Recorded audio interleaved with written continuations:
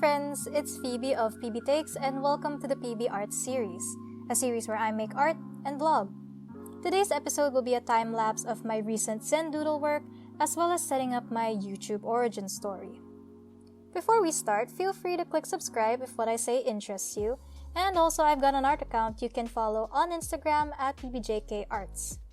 Right off the bat, I'm here to tell you that the whole birth of this channel was for a course subject I'm taking, for I am in fact a communication and media studies student. We're skipping the starry-eyed pretense about making it big and pursuing a career on this platform because really I'm here to comply.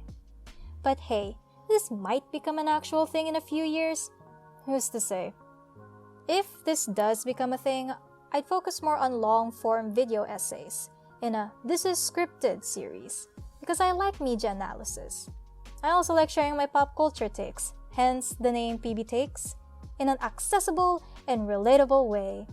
Because why use fancy thesis words when you can dumb it down for the rest of us who like to keep it simple? For now, we're sticking with art because it's a lot more chill. Also, please don't mistake my tired pigeon voice to be a form of disinterest. This is just how I normally speak.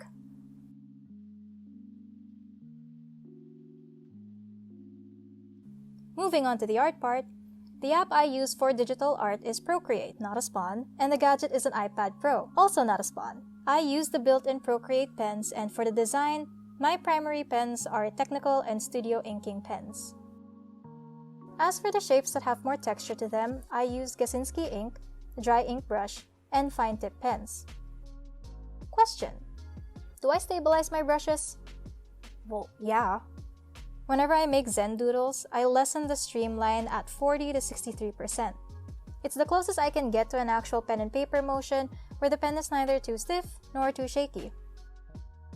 Question: what are Zendoodles?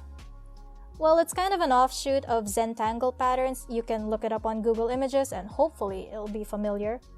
Anyways, Zentangle patterns or Zendoodling is the art I'm most comfortable making. Because the key thing to it is using repetitive patterns in varying ways and letting your hands draw freely without thinking about the final outcome, which is very calming and freeing for someone like me. As you can see by the amount of times I tap undo with certain shapes, it goes to show that I don't go into Zendoodles with any sort of plan. I'll be drawing and it's only when I'm done with the whole thing I realize some patterns look either mildly sapphic, suspiciously evil goat-looking, or in the end it just looks really cool. The undo and symmetry feature has done so much to make my Zendoodles look way cooler than they would if I did this on paper. Because let's be real, my hands shake a lot and I am the least symmetrical artist ever. When I do this on paper though, I'd abide by the no erasure rule. Because with Zendoodling, mistakes aren't mistakes, but are part of the design and it's up to you to work around it. Real quick, if you're curious as to how I got that sort of metallic look shade thing going on the teardrop leaves, I would use a dry ink brush, draw some shade lines where I want it on a different layer, then I use Gaussian blur. I know it doesn't look it, but I'm working on several different layers right now, because you can't go wrong with multiple layers.